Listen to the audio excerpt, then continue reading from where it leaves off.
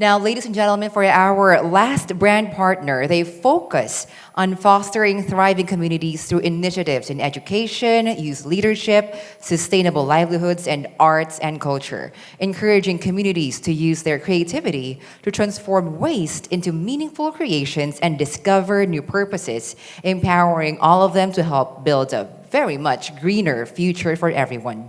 He leads corporate partnerships and external relations and serves as a key funding strategist in support of the foundation's work in inclusive development all over the Philippines. He has built long-term collaborations that connect private sector leadership with measurable social impact. For our last speaker for our afternoon session, let's welcome Ayala Foundation Senior Director for Marketing and External Relations, Mr. Paul Mercado.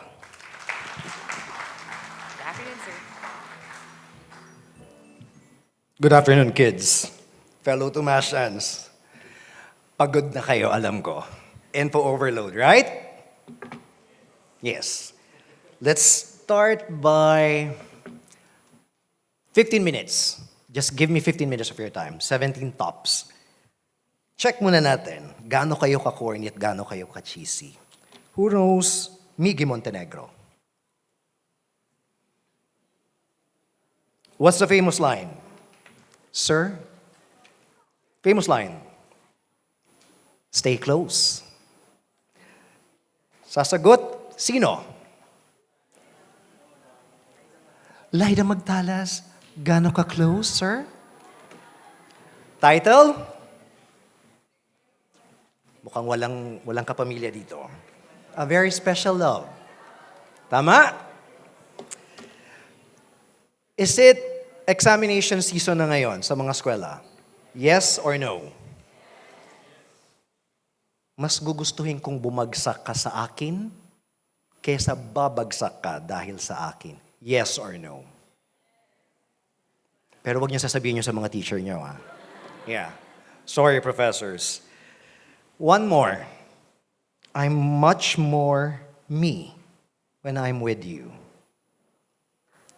Cheesy, no? Yeah. Who knows Ogie Alcacid? Napaghahalata ang edad. What's the famous song of Ogie Alcacid? Come on, yung mga nasa harap, huwag niyo sabihin sa akin bata kayo. For crying out loud. Magpakatotoo tayo. Ogie Alcacid's famous song, Nandito Ako. Okay, if there's anything that is very common, there's a common denominator among all those things. What is it? Konting isip. Alam ko, holiday naman bukas eh. Bigay nyo na sa akin to. What's the common denominator? No. Presence. Of all those things, it talks about presence. Because ang sinabi ng mga nauna sa akin, investment, starting young, I'm here to invite you so that we will have more social investors. Because true service isn't just about duty. It's about presence. And behind every program, every initiative, is a commitment to serve. Whether through a helping hand in the classroom, study hard, we believe that progress is most powerful when shared. Now, when you invest your time and your talent, you do more than just completing a task. It's about creating the opportunity that build lasting connections. That's why my topic is something that is relatable to you. Hands-on, hearts in. Tulak ng bibig, kabig ng dibdib. Gawin nating mas relatable to, mga anak. Oh, by the way, I'm also a Tomasian, born, bred, and raised in UST. 19 Basta. Yeah. Wala na yung UST Elementary dun eh. But that's where I started. Okay. So, for Ayala Foundation and the Ayala Group, 2026 isn't just about a year on the calendar. It's a very important date for us. Why? Because it is Ayala Foundation's 65th anniversary. And we have been appointed as as a private sector lead for the country that will be working with partners across sectors to help and strengthen mobilize volunteerism. Masyadong mabigat. In short, kami ang naatasan ng gobyerno at saka ng United Nations para mamuno sa mga bagay na pwedeng tumulong sa mga nangangailangan, pero alam kasi namin na hindi lahat may kakayahan tumulong at magbigay ng pera.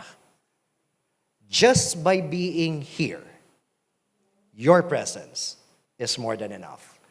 That is why that number is important. Because our target, as of today, is 2 million volunteer hours by 2034, which is also, my colleague Don is here, will be Ayala Group's 200th year and 65th anniversary namin ngayong taon na to. What is also unprecedented is that last year, Ayala Group, together with all of our partners, UST is one of them. And the other universities, I saw CEU and the likes. Malabo na yung mata ng tito ninyo, kaya hindi ko nakikita. But yeah, we've been working with a lot of schools, and cumulatively, we generated 180,000 hours. Now, this only shows that we are moving beyond traditional acts of volunteerism. Hindi lang kami nagre-repack ng relief goods. Kasi nakakasawa na yun. Hindi na rin kami nagpapapintura ng mga classrooms at nagpupukpok kasi hazard yun. Right now, the focus of Ayala is purposeful, skilled, and sustained volunteerism. Now, it's all about doing what you believe is right. And that's just easy. By responding to actual and realistic needs of your community. What is that? Care, accountability, and intention.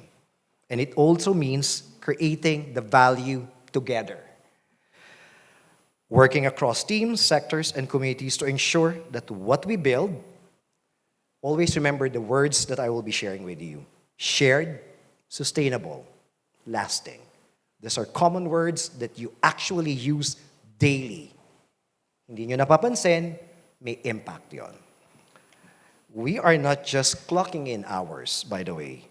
It's about the efforts that you give to communities because we believe that we need to make one good story, not just today, but for the books, and we invite you to be part of us. Now, your journey starts with 2 simple things.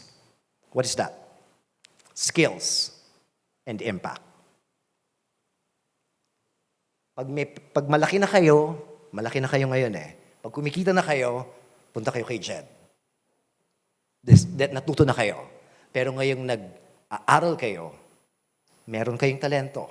Gamitin nyo sa tama. Because you don't know the impact of that simple tap and help can do. So, the question now is, Paul, ang dami mong sinabi.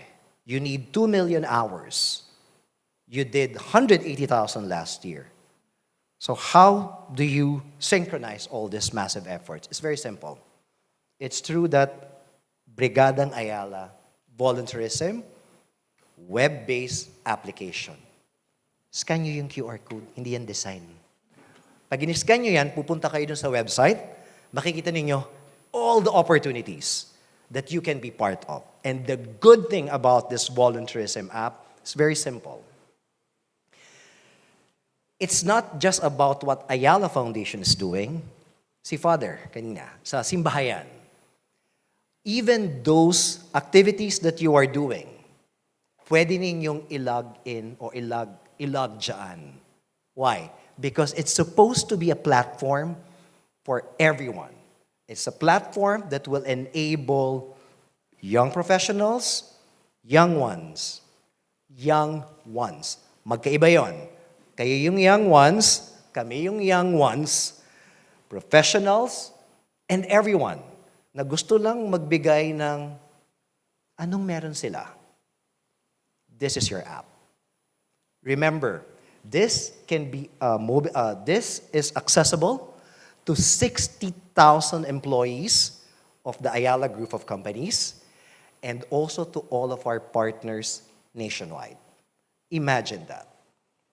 Ilan ang gumagamit ng GCash dito? Very good. Ilan ang nagpupunta sa, sorry po sa Ayala Malls dito? Not so good. Kasi malayo. But regardless, all those initiatives, makikita nyo dito. And what's good about this volunteerism app is that we're making it closer to everyone. Kahit saan kayo pumunta sa Pilipinas, mag-log on kayo, makikita ninyo kung ano-ano yung mga activities na ginagawa ng Ayala Foundation, ng Ayala Group of Companies, at ng mga korporasyon na nakikipagtulungan sa amin. Dito walang magkakalaban. Lahat dito magkakapatid, magkakapamilya, magkakapuso, everyone in one simple app. Scan the QR code and you'll see. Now, as you continue your journey, isa lang yung pinaka-importante kasi. Saan nyo gagamitin? Kasi nagpunta kayo dun sa app Lagyan lang natin ng konting bahay. Kasi sa sobrang talento ninyo at sobrang galing ninyo, you want to make sure that it goes to the right recipient, it goes to the right person. Hindi pwedeng, well, it's good that you can be great for everyone, but the idea here is we want to optimize what you can offer. And that's why, in Ayala Foundation, we want you to look the programs or the pillars that we have differently. It is not just a program, but it is a roadmap for national transformation. We start where the heart is, community development. Dati, nasa buong Pilipinas kami. But we realize that we can't create an impact if masyado kaming nakaspread too thinly. We have chosen these areas, community development, Makati, Zambales, El Nido, Palawan, Mindoro. We feel kasi na doon kami mas kailangan. But that doesn't mean hindi kami tumutulong sa iba. It's just that yun yung aming area for our legacy development. And whatever we have started there, the best practices, we will bring it to other areas na meron kaming makakatulong. Paano namin malalaman kung anong kailangan ng mga taga Cebu, Davao, kung hindi nyo sasabihin sa amin? Paano nyo kami kakausapin? Sa V-App. Right? By the way, the V-App is not just a V-App per se. It stands for the values that you carry or that you believe in. It stands for the value that you will give every time you do something for other people. I'm just throwing that out, guys. Now, but the immediate need is not just for us. We also believe that the soul needs a space to grow. That's why we have arts and culture. Sino nang nakapunta sa Ayala Museum? Now I'm really sad. Don, down ang hand. No one has been to Ayala Museum. No one. Philip, can I just make this offer? All these people here, we will host them free to Ayala Museum. Please, go to the Ayala Museum. I know you have, mahal ko ang UST. Ang laki ng museum ng UST. Pero sabi ko nga, baka hindi nyo alam that in Ayala Museum, there is a 50-plus-year-old diorama which actually tells you the story from pre-colonial to 1946. And that's a work of a national artist. Hindi nyo rin alam na ang yaman ng Pilipinas sa ginto. Now, what is the museum all about? The museum is supposed to provide you or tell the story of what's good about the Philippines and about the Filipino. Nakakahiya na hindi natin alam kung saan tayo nanggaling. Kaya please, parang awa nyo na. There's about 100 of you here, even my co-speakers. We're going to sponsor your entrance to Ayala Museum plus sa loob ng Ayala Museum, there is Filipinas Heritage Library, which actually, again, mahal ko po ang UST kasi meron kayong central library, pero may Filipinas Heritage Library din sa loob ng Ayala Museum, which actually houses the biggest Filipiniana post-war collection.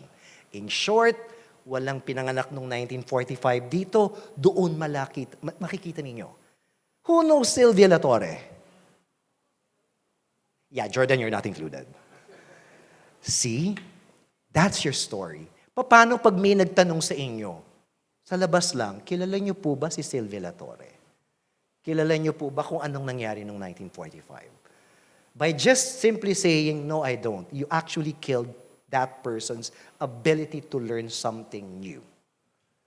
But what if you can say na, oh yeah, siya ang kumanta ng ganito. Oh, by the way, pwede kang pumunta sa Central Library, sa UST, at sa Filipinas Heritage Library. O kung ano mang library yan.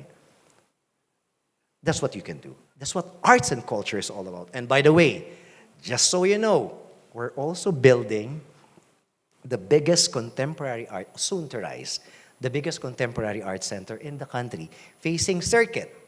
Alam niyo ba kung saan ang Circuit? Si Ma'am, yes.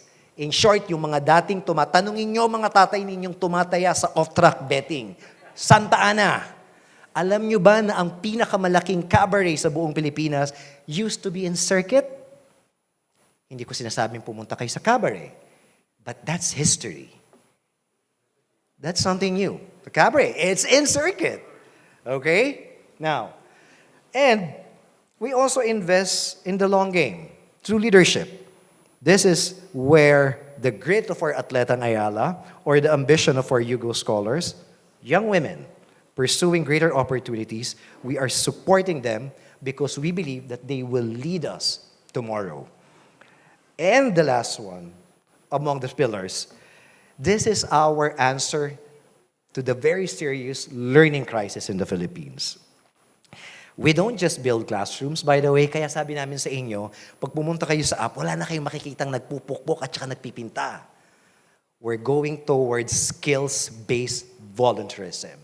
We want to optimize kung ano yung galing ninyo. Ayokong maging political, pero meron ako isang hinahangaan. Ang sabi niya palagi, it's the galing at talino. Meron kayo niyan, gamitin ninyo. Right? And that's why we also want you, just in case you have the opportunity, work with us with 2 of our projects for education so that we can address the worsening learning crisis. But all this masyado siyang malaki. Pasimplihin natin. Pwede kayong tumuwid dyan sa 4 na yan by just merely giving your time. Your talent, your treasure. Wala pa ngayon. Kasi when you talk of treasure, it's money. But right now, we want you, through that app, the citizenship, tanggalin yung word na corporate. Citizenship and volunteerism, your time and your talent is more than enough for us. Now, I think I still have 10. Mabilis na to. Okay. Here, as you look at this image, you see the winning formula. Very simple. Doon sa blackboard, ano yung equation na nakalagay doon? Skill plus need equals impact. Kanina nagsimula ako, ano yung mga keywords? Impact. Patay tayo. Okay, balikan natin mamaya yan. You'll see a very powerful equation, but again, this is something that you already know. Your skill plus your need is equivalent to impact. This is the core strategy of this is the core of what we mean in the foundation, strategy meets the soul philosophy. It's our belief. Then when we take our expertise and align it with the community's urgent need, yung pangangailangan ng komunidad, the result isn't just a temporary fix. It gives you lasting transformation. Lumaki naman siguro kayo kay Transformers. O hindi nyo rin alam si Transformers. Si Transformer, anong nangyayari? Robot na nagiging kotse. Ilagay ninyo sa totoong buhay yon. That's what you can actually do. Pag binitbit nyo sila, literally or figuratively, pwede nyo silang dalhin sa mas magandang kinabukasan or magandang lugar. Huwag doon sa iniisip ng mga kabataang lalaki dito. Okay? Now, to make this work, we're not just looking for help. We're looking for your mic. In short, we need you to be physically present because your presence is the tool that will enable us to carry on this task. Second, kailangan namin yung utak ninyo. Di ba ang gagaling ninyo? Tama, mali. Ilang minuto kayo bago makagawa ng TikTok video? I mean, come on. TikTok, IG, X. How long will it take for you to create a post? 1 minute, 2 minutes, right?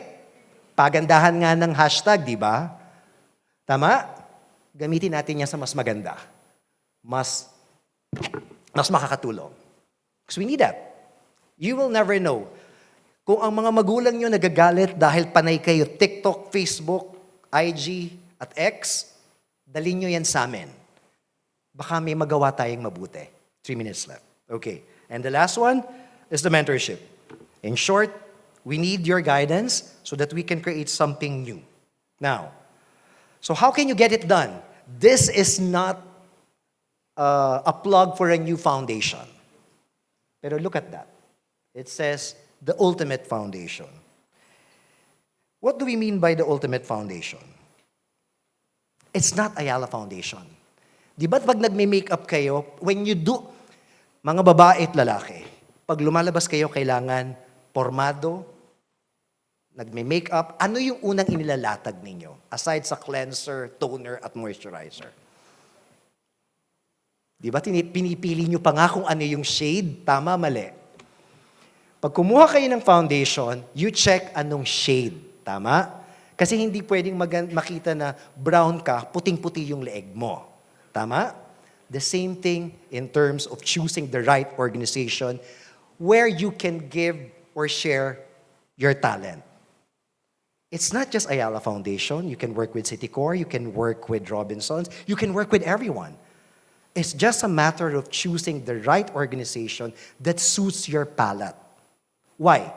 Because pag magka-jive tayo, perfect match. In short, hindi siya photo finish. It's picture perfect, which leads you to a good foundation, right? Now, a lot of people would always ask us, masyadong matapang yung ginagawa ninyo. Will it work? The answer is always a yes, because we've done it. But this time around, we're making it more relevant and relatable. How? It's very simple. We're engaging more people, especially kayo, the youth and professionals, to collaborate, contribute, and see the impact of what you can do. Second, the role is to make your engagement, not participation. It's your engagement to be more accessible and inclusive through the V app. The last one, because the future of volunteerism is not just about giving. It's about working together so that we can create something that is meaningful and something that we can co-own. Now, this is my last slide. You already know the platform. You already know what you can do. The question is, what will you change? Right? Can you do it? You know the answer. It's a yes. When will you do it? The answer, it's up to you. But there's one thing that I would like to leave. You have the means to create meaningful connection and to provide life-changing contribution. Use it. And lastly, if you can just commit to one more act of selflessness, just one more act of selflessness, one more time of telling someone, you know what? I got your back. Tulungan kita. The ripple effect of that will not just change a single life, but it will redefine our collective future as a nation. Thank you.